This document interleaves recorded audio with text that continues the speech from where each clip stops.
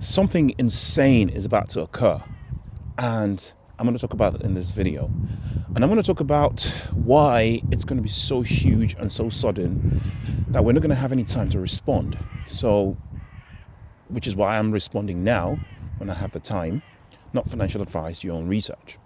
Well, first of all, I want to talk about the fear and greed index. And why is it that people are so scared now? I mean, people are so afraid. Just a couple of days ago, we saw the lowest fear and greed score ever since the birth of crypto. And people were even more scared than when FTX collapsed. I mean, can you imagine that? When FTX collapsed, people were less scared than they are now. When Luna collapsed, that took us into the bear market that we just came out of, people were more scared just a couple of days ago than they were when Luna collapsed. Can you imagine that? That's absolutely insane to me. Why are people so afraid when we're in fact at near the top of a bull run? It means that either there's something that we're missing and there is actually stuff to be afraid of, or in fact the Ford machine has been unleashed in an unprecedented way this time around. And that has made people emotional about what's going to be possibly the greatest pump in the history of anything. Now, let's talk about the supply shock. Let's do a thought experiment. Let's say there were only 100 XRP in existence, right? And that's in the market being traded. Demand and supply. If demand outweighs supply, people buy up as much of that 100 as possible, that pot, and not many people are willing to sell. Let's say 50% of the people are willing to sell. Then the price goes up because there's only 50% of people willing to sell. If supply outweighs demand, such that, say, 70% of people are willing to sell, only 30% of people are willing to buy, then the price goes down because there's more XRP chasing the available money. Very simple demand and supply matrix there. Now, enter ETFs.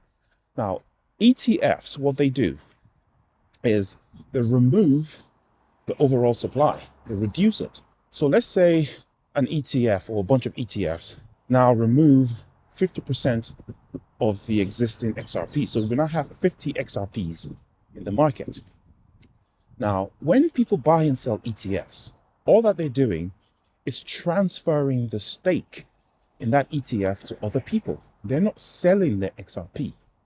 So the firm running the ETF still holds that XRP to back that whole product. So selling an ETF is not the same as selling an XRP. All it does is it transfers the stake from one person to another. So in actuality, it doesn't add much, if anything, to the supply and demand matrix that I just described. But the mere existence of the ETF at all basically reduces the supply, hence raising the price. Now, we now have 4 XRP ETFs, and in due course, we're going to have in a week or two, we're going to have 8, 9 different ETFs. What they're going to do is, of course, reduce the total supply of XRP. And what that means is that whatever the demand and supply matrix are, you get a doubling. Well, in my analogy, you get a doubling of the demand factor. So it now takes less of a supply to move the price. And the less the supply, it now takes less of the demand to move the price. And the more ETFs that we get, the less XRP in the market, which means the less the supply automatically. The demand continues to go up, supply continues to go down, boom, you got it. We have arrived at a supply shock, which is what we've been talking about this whole time. Now, don't forget that ETFs are not the only things that are removing XRP from the supply. We also have the treasuries, people holding treasury XRP in their vaults for wealth security or wealth preservation. Those people are removing XRP from the vault as well, or XRP from the supply pot. So we get ETFs, countries start to buy. All of a sudden, all that XRP that's sitting in escrow, will be sitting in people's vaults. They're not looking to sell anytime soon. And the more people are chasing this, the higher it goes. And then you add on top of all of that, the utility, on-demand liquidity, the bridging of currencies, the flow of currencies via the ledger or through the ledger. That's also going to cause a big utility issue. And the price is going to be affected to the upside.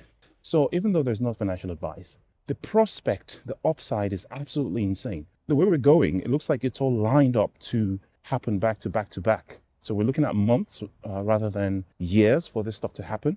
And what that means is, man, it's so imminent that we might not have much time to go. I also, I saw somewhere a lot of people talking about this. It's not necessarily my point of view, but, there's a fear that we might not even be able to buy XRP anymore at all after a while, because, it's just going to run out in the exchanges. And the only people that are going to have XRP to sell are Ripple and some of the large whales that have been holding them in their own private vaults. And, if it's not on Coinbase, it's not on whatever, they might just delete them like they did during the SEC law case, right? Or the legal battle with the SEC.